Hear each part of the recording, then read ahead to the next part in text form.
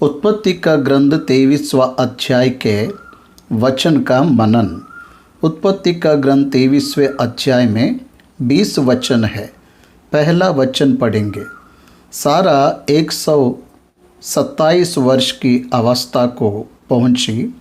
एक स्त्री के आयु के बारे में इस एक अध्याय में है। सारा अब्राहम की पत्नी है। परमेश्वर ने जब अब्राहम को बुलाया तब वह विवाहित था। अब्राहम के भाई उनके खुद के नगर ऊर में निवास कर रहे थे। तेराह नामक व्यक्ति के 3 पुत्र हैं, अब्राहम, नाहोर, हारान। अब्राहम को विवाह हुआ, नाहोर को विवाह हुआ। नाहोर की पत्नी मिल्का और अब्राहम की पत्नी सारा है।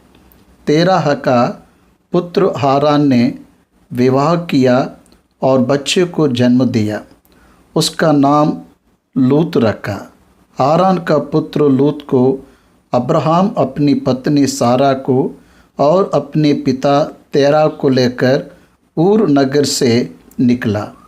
ये सब इतिहास हमें उत्पत्ति के ग्रंथ 11वां अध्याय के अंत में दिखाई देता। तेरह हारान में मर गया। उसके बाद अब्राहम हारान से कनान आया। तब वह 75 वर्ष का था। अब्राहम और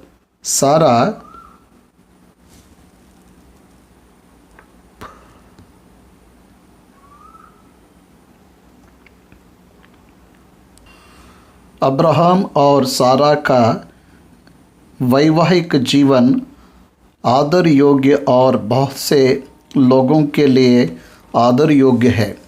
इब्रानियों की पत्री 11वें अध्याय में विश्वासी योद्धा के बारे में बताते समय ये पत्नी और पति के बारे में अच्छे से लिखा गया।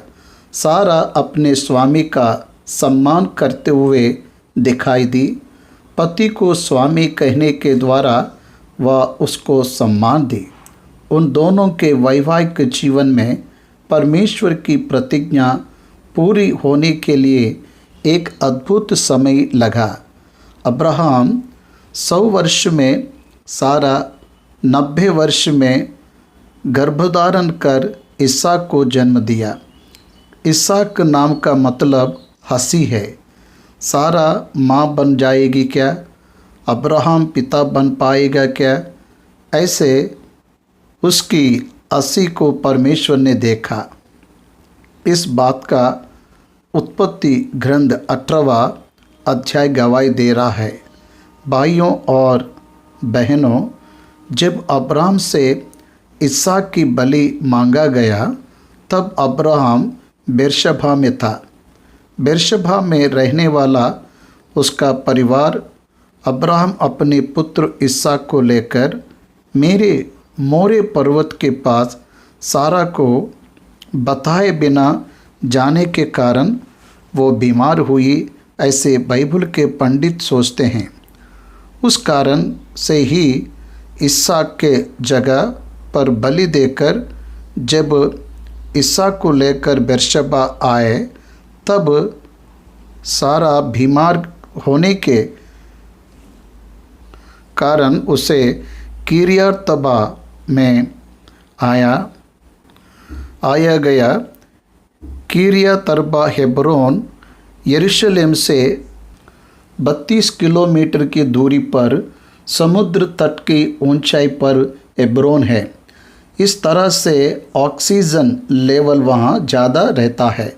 नेचुरल और अच्छी हवा के लिए बीमार सारा को अब्राहम ने भेजा। किर्यातअर्बा में उसने आखिरी दिनों को बिताया। वह अपने 127वें वर्ष में मर गई। उत्पत्ति का ग्रंथ 23वां अध्याय 2 वचन। तब वह किर्यातअर्बा में मर गई, या कनान देश में है और हेब्रोन भी कहलाता है। इसलिए अब्राहम सारा के लिए रोने पीटने को वहाँ गया। सारा की मृत्यु अब्राहम को पीड़ा में डाली। ये वचन हमें बताता है। उसके लिए रोने पीटने के लिए वो बेरशबा से आया। सारा की मृत्यु होने के बाद अब्राहम उसे गाड़ने के लिए किरतरबा हेब्रोन में यानी ममरे के सामने रहने वाले उस देश में एक स्मशान की भूमि में उसे रखना चाहा। इसलिए तीसरे वचन में वो तब अब्राहम शव के पास से उठकर हित्तियों से,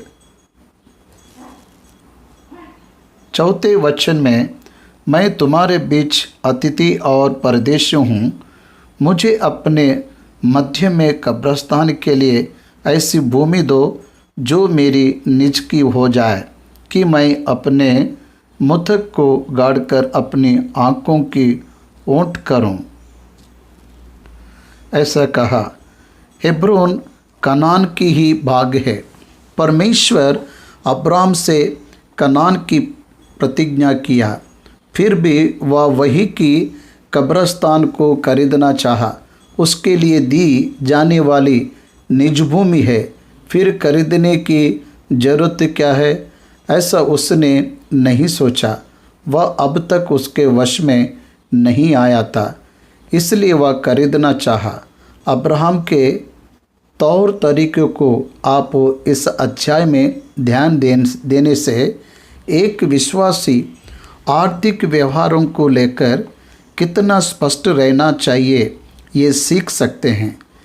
हित्ती के पुत्र उस प्रदेश में अच्छे संस्कारों को रहने वालों के नाई दिखाई देते हैं। हेब्रोन का तेलुगु में मतलब संगीत होता। अरबिक भाषा में उल्कालील ये शब्द को हेब्रोन के लिए उपयोग किए, मतलब फ्रेंड, मित्र। अब्राहम के प्रति उस नगर के वासी मित्रता के व्यवहार को दिखाए। वो पूरे प्रदेश में अच्छी संस्कृति के लोग थे। वहाँ के लोग अच्छे हैं ऐसे दिख रहे हैं। वे अन्यजाति होने पर भी वे भले मन के लग रहे हैं, मानवता को रहने वाले लग रहे हैं। मैं आपके सामने परदेशी और अतिथि हूँ। परदेशी और अतिथि हूँ। वास्तव में अब्राहम बेरशबा में निवास कर रहा था। वह हेब्रोन का वासी नहीं है, उस देश से संबंधित भी नहीं है। इसलिए वह अपनी स्थिति को उनके सामने बताते वक्त वे उसके प्रति तू परदेश है, पाहुनी है, ऐसा व्यवहार ना करते हुए उसको गौरव देने की अच्छी संस्कृति को रखे। मैं तुम्हारे बीच अतिथि और परदेशी हूँ। मैं अपनी पत्नी के मुर्दे को गाड़ सकूं। अपने मध्य में कब्रस्तान के लिए ऐसी भूमि दो जो मेरी निज की हो जाए कहा। वह प्रदेश में उसके परिवार के लिए कब्रस्तान खरीदने का कारण है। कनान परमेश्वर की प्रतिज्ञा का स्थान है। अब्राहम का विश्वास पुनरुत्थान है। प्रतिज्ञा के भूमि में गाड़े जाने के कारण पुनरुत्थान में वे भागीदार होंगे, ऐसा अटल विश्वास अब्राहम को था। उसके तरह अब्राहम का पोता याकूब भी मुझे मिस्र में मत गाड़ना, कनान में गाड़ना कहा। इस तरह उसे भी वहाँ गाड़ा गया। याकूब का पुत्र यूसुफ भी मेरे गाड़े जाने के बाद मेरे हड्डियों को ले जाना।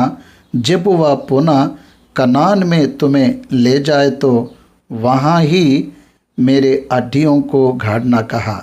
मेरे हड्डियों को वहाँ गाड़ो, ऐसा विनती किया।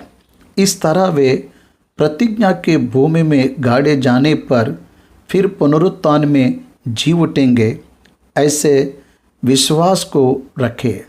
5वां वचन हित्ती के पुत्र अब्राहम को सम्मान देते हुए दिखाई दे रहे हैं। हे हमारे प्रभु हमारी सुन, तू तो हमारे बीच में है, बड़ा प्रधान है। देखिए मैं परदेशी और अतिथि हूँ, ऐसा अब्राम बता रहा है। तो उससे हित्ती के पुत्र कह रहे, हमारे बीच में तू बड़ा प्रधान है। ऐसा कहते हुए वे लोग संपूर्ण गौरव उसे दे रहे हैं। ये कितनी अच्छी संस्कृति है। एक में को गौरव देने से शांति ही मिलती, लेकिन एक दूसरे से बैर रखने की परिस्थिति, एक दूसरे को धोखा देने की परिस्थिति नहीं आती। देखिए तू तो हमारे बीच में बड़ा प्रधान है, सो हमारी कब्रों में से जिसको तो चाहे मुफ्त में उसमें अपने मृदय घाट, हम में से कोई तुझे अपनी कब्र लेने से ना रोकेगा, और श्रेष्ठ कब्र को तू ले ले। कह रहे हैं दे ऑफर्ड द बेस्ट, वे श्रेष्ठ कब्र को देने को इच्छुक रह रहे हैं। ये उनकी संस्कृति। बहुत से लोग अयोग्य वस्तु को देते हैं, लेकिन यहाँ पर वैसे नहीं है।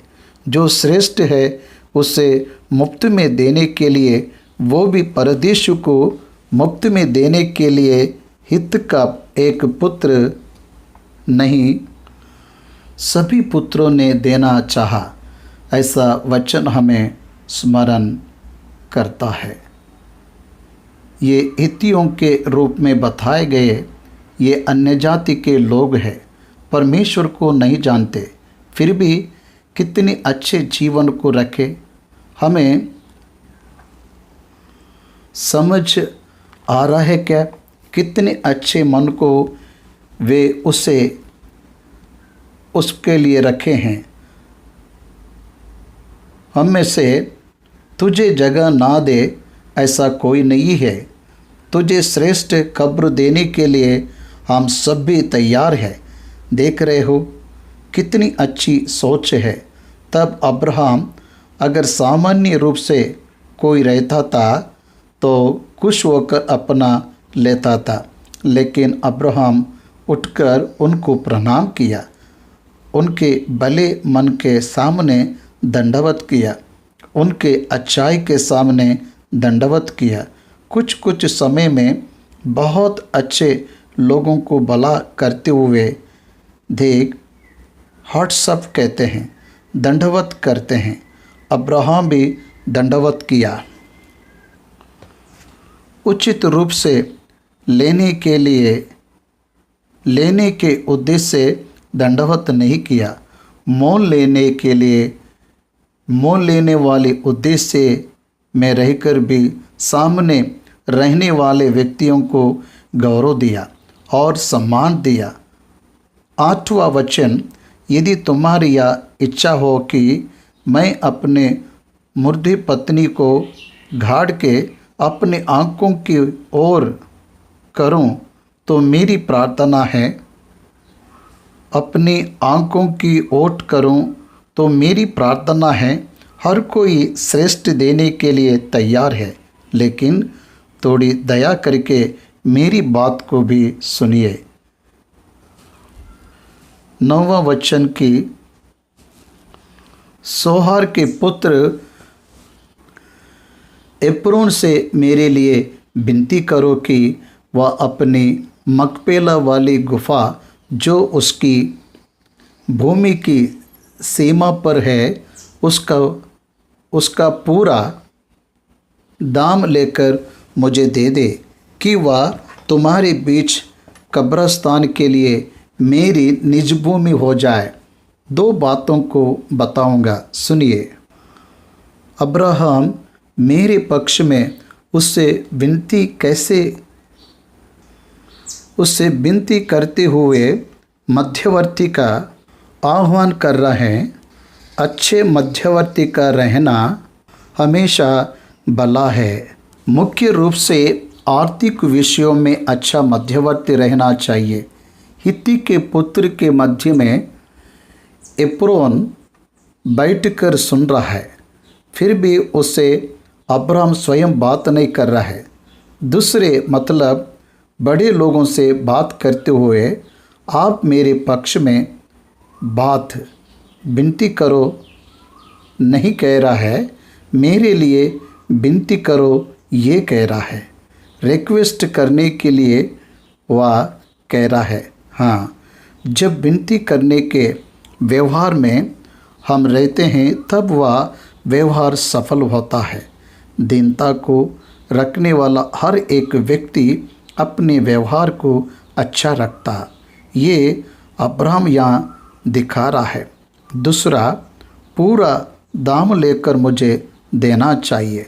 साधारण रूप से कोई भी कंसेशन मांगते हैं, कम करना चाहते हैं, लेकिन यहाँ अब्राहम कंसेशन नहीं मांग रहा है, पूरा दाम दूंगा कह रहा है।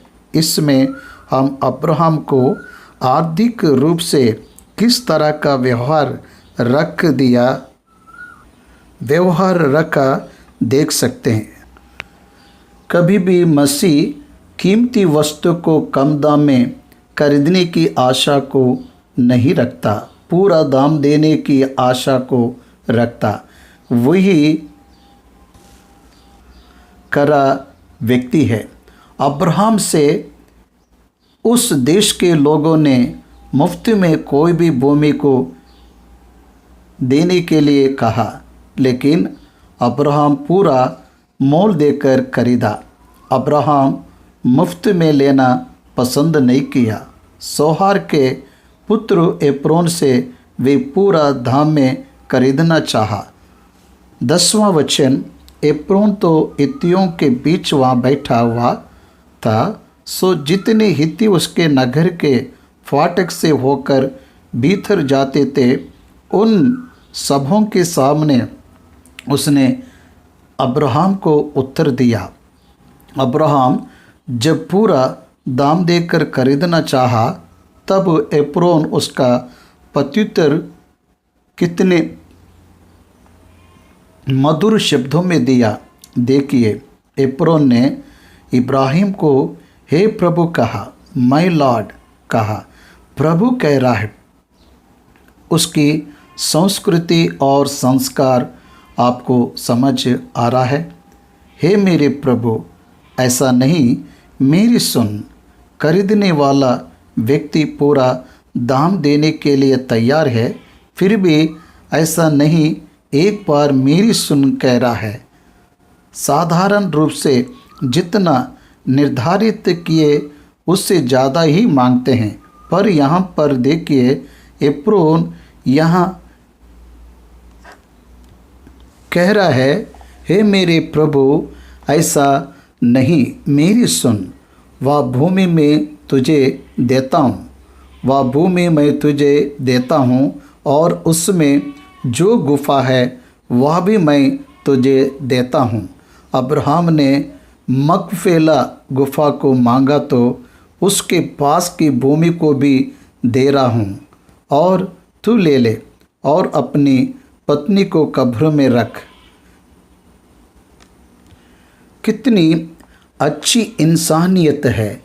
गुफा को मांगने से गुफा के साथ भूमि को भी दूंगा, ये कह रहा है। मुफ्त में तेरी पत्नी मर गई, रख ले कह रहा है। उस नगर के सारे प्रधान लोग सारा की मृत्यु के बाद उस नगर पर थे। अब्राहम के आने तक वे लोग वहाँ पर रहे। वे कोई भी काम पर नहीं गए, वहाँ पर ही खड़े होकर अब्राहम को सांत्वना दे रहा है। आज हमारी संस्कृति कैसी है, कितनी बिगड़ गई है। कोई भी मर जाए तो उनके घर वालों को सांत्वना देना, कब्रिस्तान तक जाकर परिवार को सांत्वना देना का मन आज कितने लोगों के पास से है। बहुत कम लोग ऐसे मन को रख रहे। लेकिन हित्ती के पुत्रों को देखो, वे सब सारा को गाड़ने के लिए अब्राहम के साथ थे। यहाँ एब्रोन के वासी सहायता के लिए आगे बढ़ते हुए दिख रहे हैं। तब अब्राहम मुफ्त में दे रहे ये सोचकर खुश नहीं हुआ। तब इब्राहिम दूसरी बार उसके सामने दंडवत किया और कह रहा है, तब इब्राहिम ने उसे उस देश के निवासियों के सामने दंडवत की है। हे मेरे प्रभु, मेरी बात सुन। आप ध्यान दिए होंगे तो मेरी बात सुन, मेरी बात सुन। ये बात इस अध्याय में देखने को मिला। अब्राहम ने हित्ती के पुत्रों से मेरी बात उसे बताओ कह रहा है। एप्रोन अब्राहम से मेरी बात सुन कह रहा है। अब्राहम मेरी सुन कह रहा है, मुफ्त में ले ले ये मेरी गुफा, मेरी भूमि को कह रहा तो स्मूथली मना कर रहे हैं, ठीक है, लेकिन कह रहा है, देखिए नो भी कितने अच्छे तरह से कह रहा है, दुखी ना करते हुए कह रहा है, सामने के व्यक्ति का दिल ना दुखाते हुए अब्राहम बात कर रहा है। आज अगर हम ऐसे सीखेंगे तो 90% झगड़े नहीं होंगे। सामने वाले व्यक्ति के मन को बातों से दुखाने पर ही शत्रुता बढ़ती है।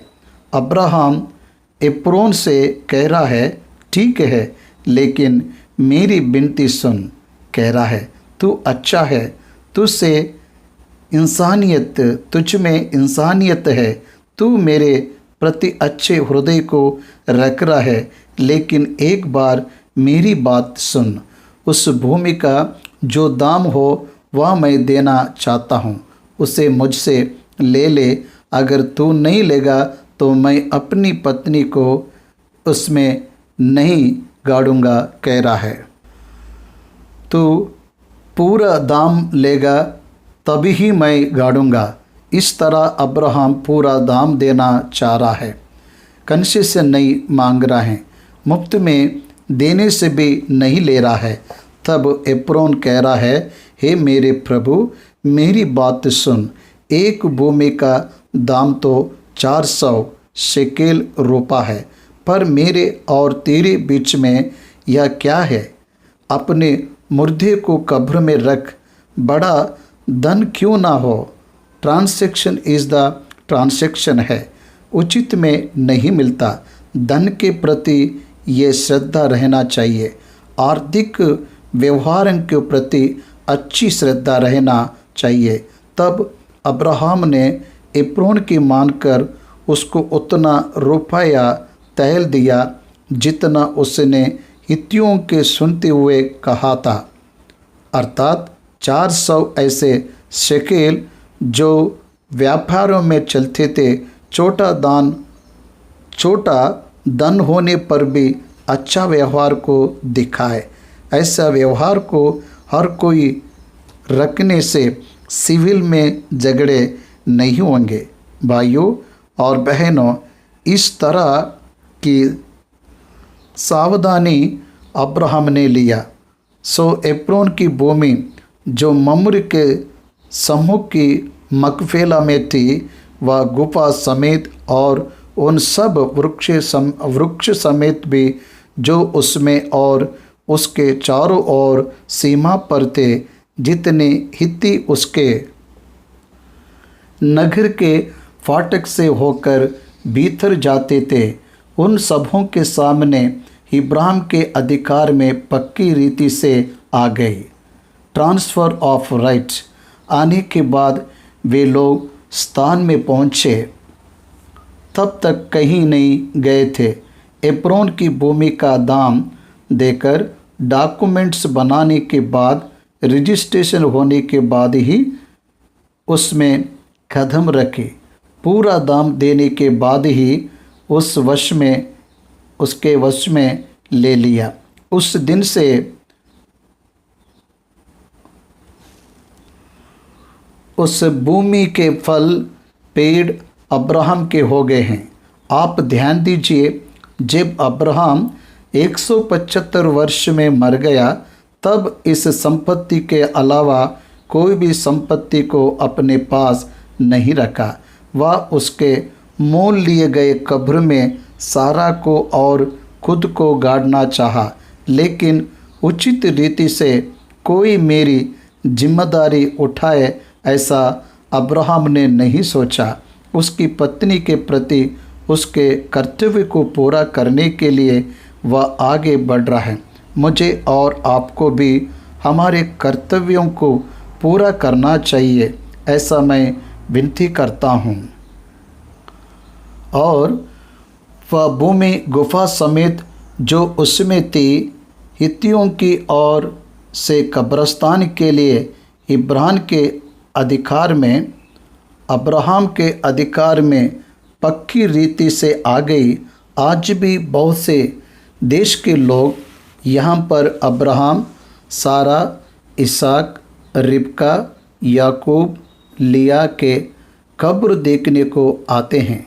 ये कब्र हमारे सामने दिखते हुए सजीव गवाह के तरह रहकर तब के लोगों के करे चाल चलन को हमें बता रहा है। इस पाठ से हम ये सीख सकते हैं कि आर्थिक रूप से कैसे व्यवहार को रखना चाहिए। मुफ्त में ना लेते हुए पूरा दाम देकर हमारे जीवन का निर्वाह करना चाहिए, ऐसे हम सीखना है। और इससे यही हम लोग सीखते हैं।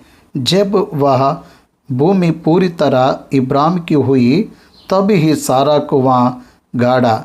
इसके साथ 23वां समाप्त होता है। पवित्र आत्मा परमेश्वर बड़े बड़े बातों को समझाने के लिए बहुत से अध्यायों को सामने रख रहा है। उसमें सारा की मृत्यु भी एक भाग है। सारा की मृत्यु परिवार के लोगों के द्वारा लिए जाने वाले श्रद्धा के बारे में हमें सिखाता है। आज बहुत सी बातें गंभीर दिखाई देते हैं। माँ बाप के मौत पर बच्चे नहीं जा रहा है, पत्नी की मौत पर पति नहीं जा रहा है, पति के मृत्यु पर पत्नी नहीं जा रहे। ऐसी स्थिति में हम आज जी रहे हैं। ऐसी परिस्थिति आ गया है। इस तरह परिवार में एक व्यक्ति दूसरे व्यक्ति के प्रति जिम्मेदारी को रखना चाहिए। इतना ही नहीं, वहाँ उस स्थान को पुनरुत्थान के लिए मोल लिया, ऐसा हमें समझ आ रहा है। It's a permanent document. निज भूमि हो गई, इसमें ही वे लोग गाड़े गए हैं। वो किसी और का नहीं हो सकता। ये परमानेंटली उनका हो गया। पुनरुत्थान में प्रभु के साथ रहेंगे। ये विश्वास से वे लोग वहाँ गाड़े गए हैं।